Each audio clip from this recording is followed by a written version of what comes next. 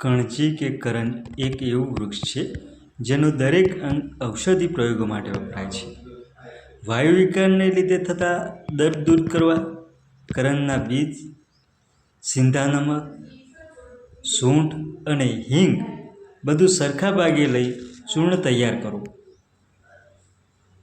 500 મિલીગ્રામથી 1 ગ્રામની માત્રામાં અને ચૂર્ણને નવશેકા પાણી સાથે સેવન કરવાથી શરીરના કોઈપણ પ્રકારના દુખાવો મટી જશે.